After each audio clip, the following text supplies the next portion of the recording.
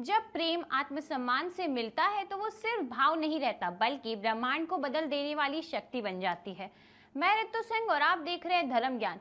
आज हम जानेंगे देवी के उन्हीं अद्भुत स्वरूपों की कथा जिन्हें संसार 10 महाविद्या के नाम से पूजता है।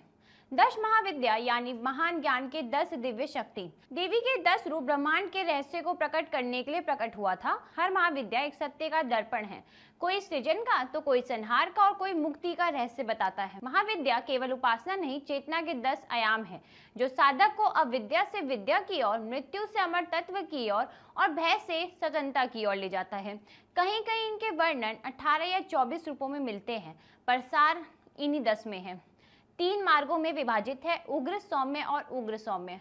उग्र रूप में माँ काली, माँ छिन्नमस्तिका, माँ धूमावती और बंगलामुखी आती हैं। सौम्य रूप में माँ त्रिपुरा सुंदरी, माँ भुवनेश्वरी, माँ मतंगी और माँ कमला आती हैं। और मध्य में तारा और भैरवी जो सृजन और संहार के बीच संतुलन बनाए हैं। हर रूप एक कारण के साथ अवतरित हुआ है, कभी साधक के कल्याण के लिए और कभी धर्म की रक्षा के लिए और कभी ब्रह्मांड को उनकी अपनी ही शक्ति का बोध करवाने के लिए।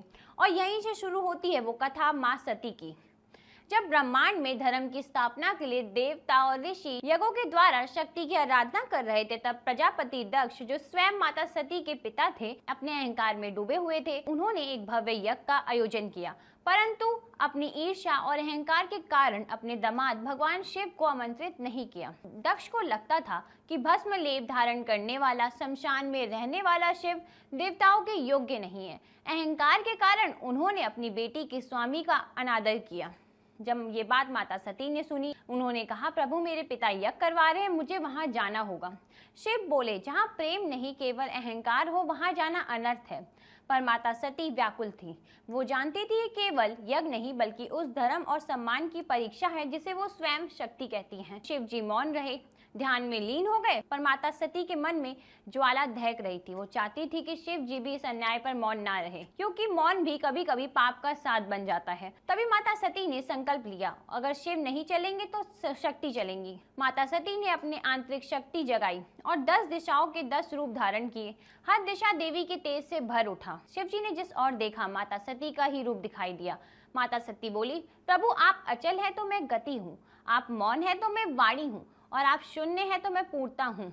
और तभी प्रकट हुई 10 महाविद्या। माँ सती ने जग को सिखाया, जब प्रेम आत्मसम्मान से जुड़ता है तब वो बनता है शक्ति, और वो शक्ति कहलाती है 10 महाविद्या। अब चलिए जानते हैं उन 10 महाविद्याओं के बारे में, जिसे ब्रह्मांड बारे में जो ब्रह्मांड की हर धड़कन में, हर कण में और हर 10 अद्भुत शक्तियां जीवित हैं। ये 10 महाविद्या वो देवियां हैं जो